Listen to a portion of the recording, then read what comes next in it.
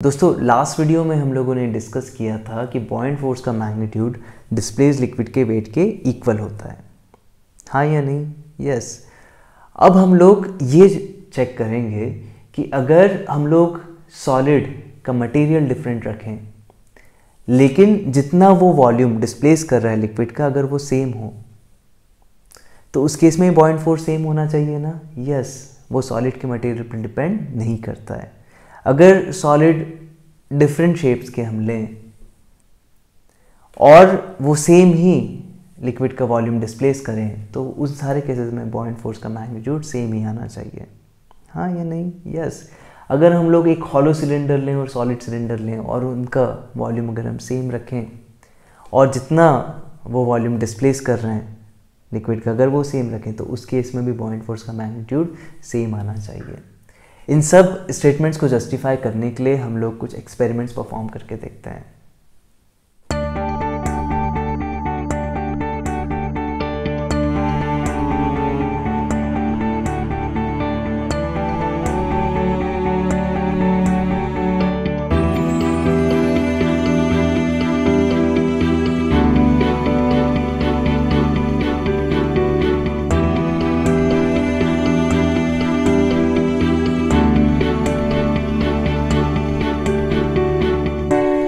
दोस्तों सबसे पहले तो हमको ये समझना है कि अगर मैं इस सिलेंडर को वाटर में इमर्स कर रहा हूँ तो सिलेंडर के ऊपर तो अपवर्ड डायरेक्शन में बॉयंट फोर्स लग ही रहा है, वो ये लिक्विड एक्सर्ट कर रहा है बॉयंट फोर्स, है ना?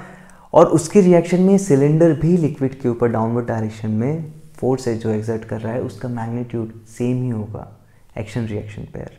मेरी बात समझ पा रहे हो? यस। तो जो ये सिलेंडर डाउनवर्ड डायरेक्शन में फोर्स एक्सर्ट कर रहा है इस लिक्विड के ऊपर उसका मैग्नीट्यूड बॉयंट फोर्स के इक्वल ही होगा। ओके, तो यहाँ पे रीडिंग में जो भी हमको चेंजेस मिल रहे हैं वो बॉयंट फोर्स की वजह से मिल रहा है। मेरी बात समझ पा रहे हो क्या? यस।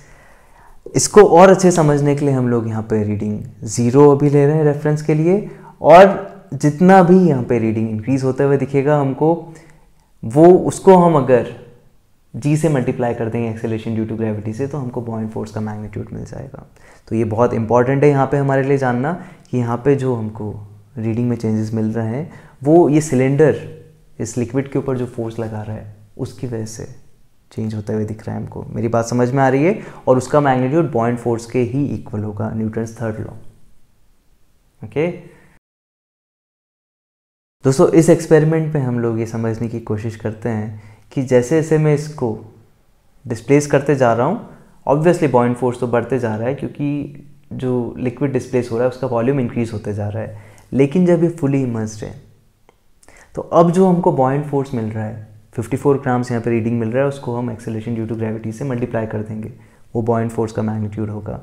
तो यहाँ पे मैं इसका पोजीशन चेंज कर रहा हूँ लिक्विड में तो वो बॉयंट फोर्स का मैग्नीट्यूड चेंज नहीं होगा, होना भी नहीं चाहिए क्योंकि जो डिस्प्लेस्ड वॉल्यूम है लिक्विड का वो अभी सेम ही है। और जब मैं इसको लिक्विड से यहाँ से बाहर निकालता हूँ तो धीरे धीरे बॉयंट फोर्स डिक्रीज हुआ और फिर उसका रीडिंग 0 हो गया। दोस्तों अब हम लोग ये प्रूव करने की कोशिश करते हैं कि बॉयंट फोर्स का मैग्नीट्यूड सॉलिड के मटेरियल से इंडिपेंडेंट होता है। यहाँ पे ये दोनों आइडेंटिकल डायमेंशन के क्यूब्स हैं, इसका मतलब इन दोनों का वॉल्यूम सेम है लेकिन इनका मास डिफरेंट है, डिफरेंट मटेरियल्स के हैं। इस क्यूब का मास है 53 ग्राम्स और ये जो दूसरा क्यूब है इसका मास है 19 ग्राम्स। Okay, yes.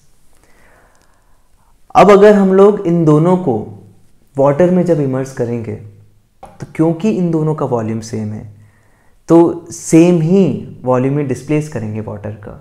मेरी बात समझ पा रहे हो? यस। तो जो डिस्प्लेस लिक्विड है उसका वेट सेम होगा तो बॉयंट फोर्स उसका मैग्नीट्यूड भी सेम ही होना चाहिए। तो अभी हम लोग इस फर्स्ट क्यूब को इसमें इमर्स करके देखते हैं और यहाँ पे इसका रीडिंग मिल रहा है 7 ग्राम्स, उसको हम लोग जी से मल्टीप्लाई कर देंगे तो हमको बॉयंट फोर्स का मैग्नीट्यूड मिल जाएगा। और अब हम इस दूसरे क्यूब को इसमें इमर्स करके देखते हैं और यहाँ पे भी हमको इसका रीडिंग मिला है 7 ग्राम्स, और उसको हम जी से मल्टीप्लाई करेंगे तो हमको बॉइंट फोर्स का मैग्नीट्यूड मिल जाएगा। तो अब हम लोग इस एक्सपेरिमेंट से ये प्रूव कर रहे हैं कि सॉलिड के मटेरियल से इंडिपेंडेंट होता है बॉइंट फोर्स का मैग्नीट्यूड, वो डिस्प्लेस्ड लिक्विड के वेट पे डिपेंड करता है। हाँ जी ना जी, यस। दोस्तों हमारे लिए ये भी एक लर्निंग पॉइंट है कि जितना रीडिंग यहाँ पे हमको इंक्रीज होता हुआ दिख रहा है वो बॉइंट फोर्स की वजह से हो रहा है। बॉइंट फोर्स जो इसके ऊपर अपवर्ड डायरेक्शन लग रहा है वो नहीं, जो ये उसके रिएक्शन में लिक्विड के ऊपर डाउनवर्ड डायरेक्शन में फोर्स एक्सर्ट कर रहा है उसकी वजह से।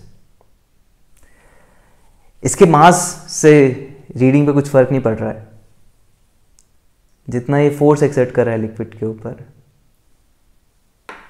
उसकी वजह से रीडिंग चेंज हो रहा है। मेरी बात समझ पा रहे हो?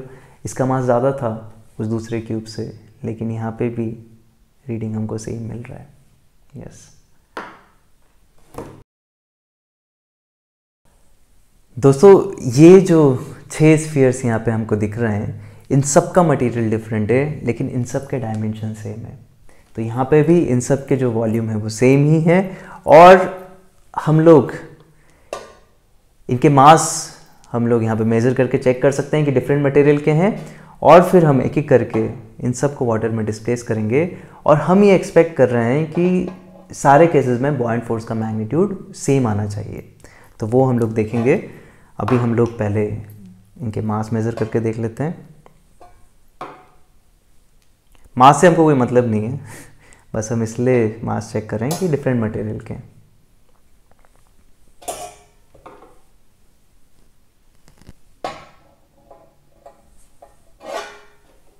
और ये लास्ट स्फीयर, ओके, यस। अब हम लोग इन सब को वाटर में डिस्प्लेस करके देखते हैं कि जो हमको मैग्नीट्यूड मिल रहा है बॉइंट फोर्स का वो सेम है या डिफरेंट है। तो इस केस में यहाँ पे रीडिंग हमको 3 ग्राम्स मिल रहा है, उसको हम जी से मल्टीप्लाई कर देंगे तो हमको बॉइंट फोर्स का मैग्नीट्यूड मिल जाएगा। ये कॉपर का स्फीयर है, इसको मैं डिस्प्लेस कर रहा हूँ, अभी भी हमको रीडिंग सेम ही मिल रहा है। ये ब्रास का स्फीयर है, इसको मैं वाटर में अभी इमर्स कर रहा हूँ, तो यहाँ पे भी रीडिंग हमको सेम ही मिल रहा है। समझ पा रहे हो तुम लोग? यस।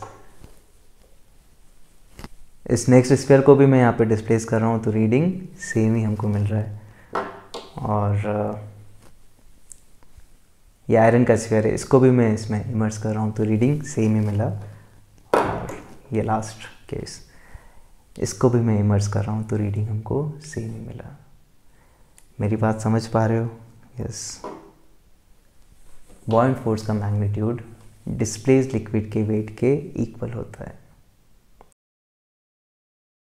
दोस्तों इस लास्ट एक्सपेरिमेंट में इस बॉटल को मैं इसमें इमर्स करके देख रहा हूँ कि यहाँ पे हमको रीडिंग कितना मिल रहा है। ये हमको 20 ग्राम्स मिल रहा है, और अभी तो ये एम्प्टी है, लेकिन हम लोग इसको मर्क्यूरी से फिल करने वाले हैं।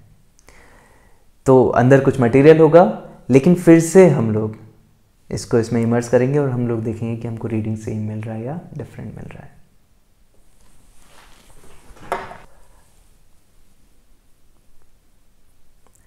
दोस्तों ये सेम ही बॉटल है, लेकिन अब इसके अंदर मर्क्यूरी फील्ड है, और अब मैं इसको फिर से वाटर में इमर्स करके देखता हूँ कि यहाँ पे हमको रीडिंग सेम मिलता है डिफरेंट मिलता है। तो यहाँ पे भी जो हमको रीडिंग मिला वो 20 ग्राम से मिला है।